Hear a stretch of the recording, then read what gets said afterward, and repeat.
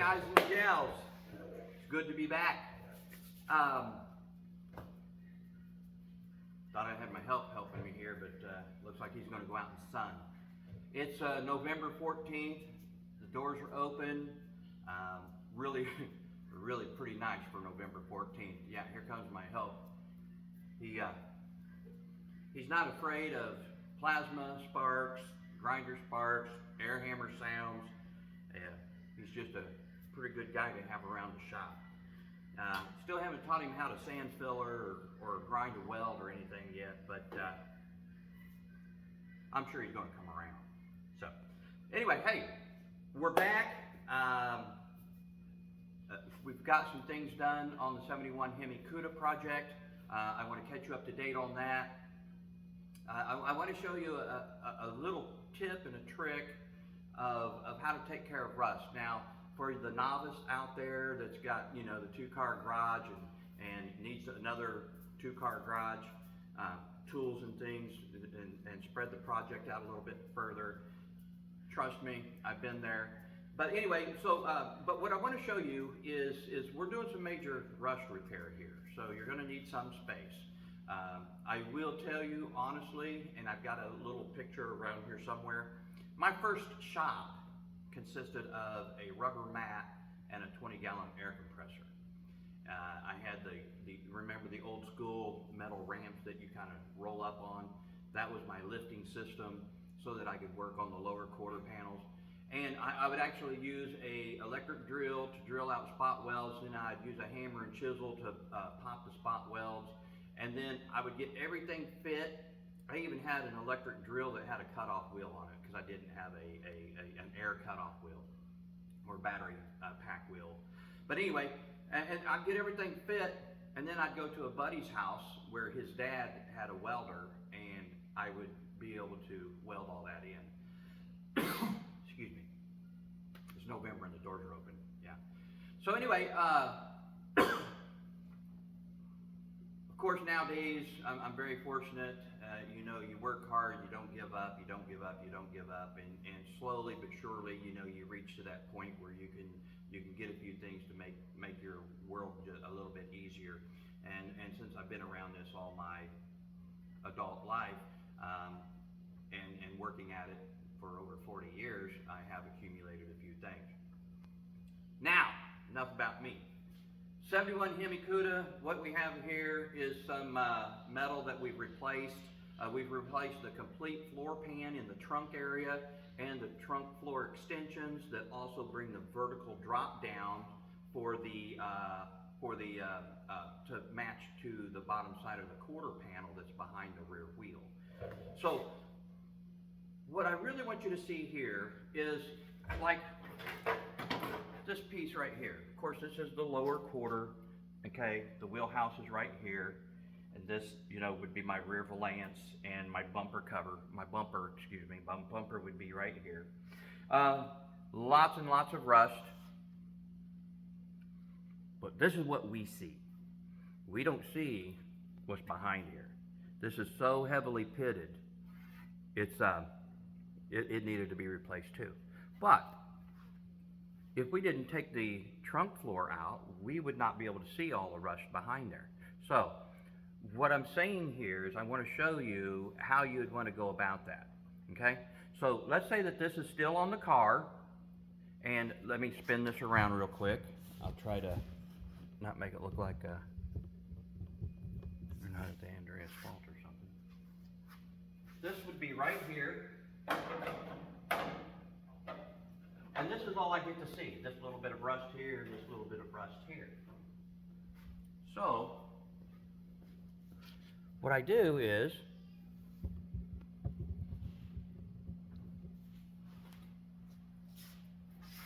I cut this section out, and I say, wow, I got a little bit further to go, because I've still got rust here at this edge. So I know that there's more rust here. And I know that there's more rust here. So what I do is I cut another 1.5 inches out. Okay, so with cutting that 1.5 inches out, now I look at this piece and it's like, okay, Got just a little bit more rust here, but I've taken care of all of this rust. And I've taken care of most all of this rust. And I got to trim a little bit more out here. So, this is my only area. Let me turn this around. This is my only area that I still have more rust. So, I cut yet another piece out. Okay?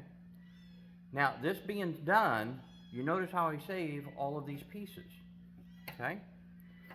What I do after I get all the perimeter, the rust, off, then this is a patch panel. Now, guys and gals, boys and girls, when you get a patch panel, don't think that you have to put the whole patch panel in. I'm telling you, if I would have put this whole patch panel in for this amount of rust, look at the potential warping that I would have.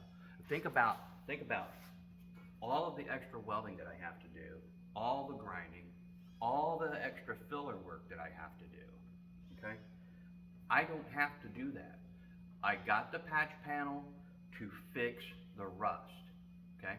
I did not buy this patch panel so that I could have a lot more practice welding, fitting, grinding, fiberglass filler work, talc base filler work.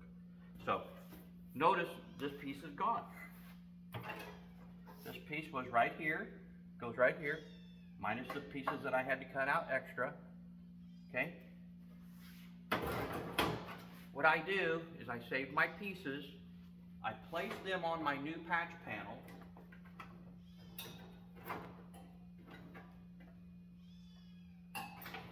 and I make a really nice general fit. Now,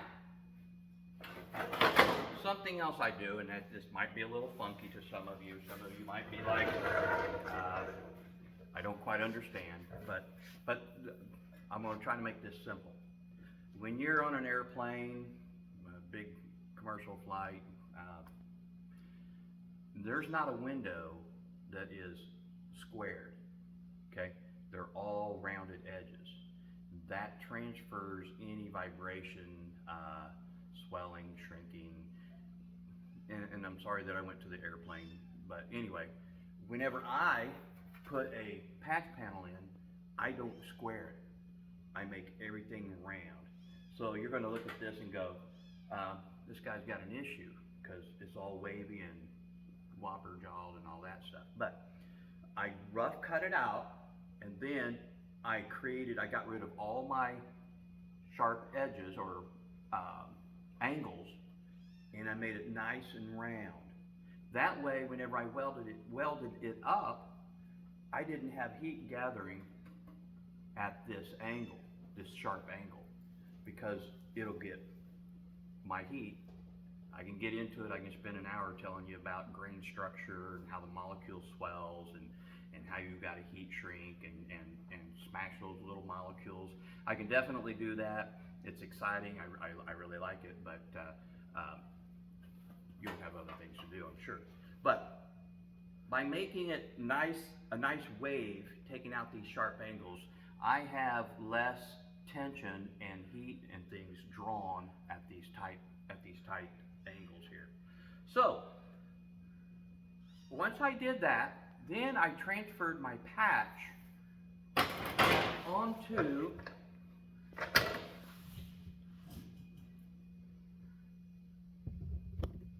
my quarter panel.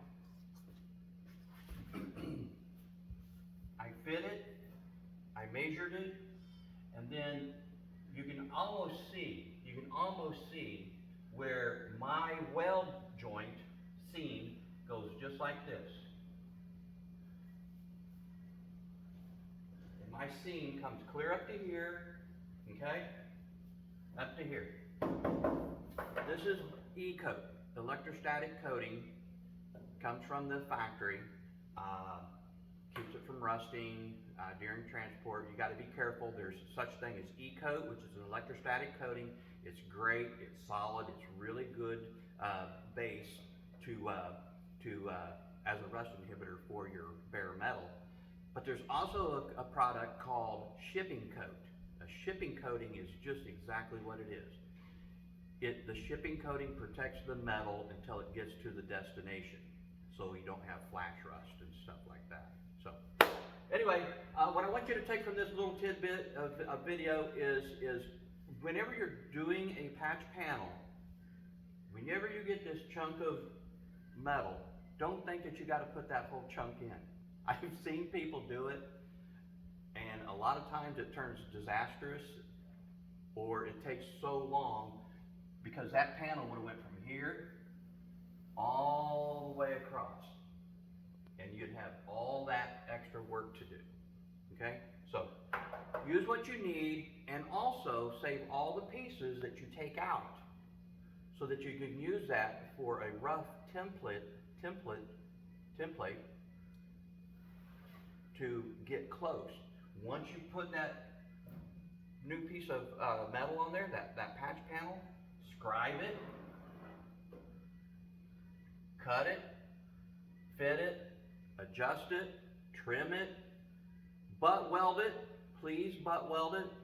Do not overlap. Don't do that.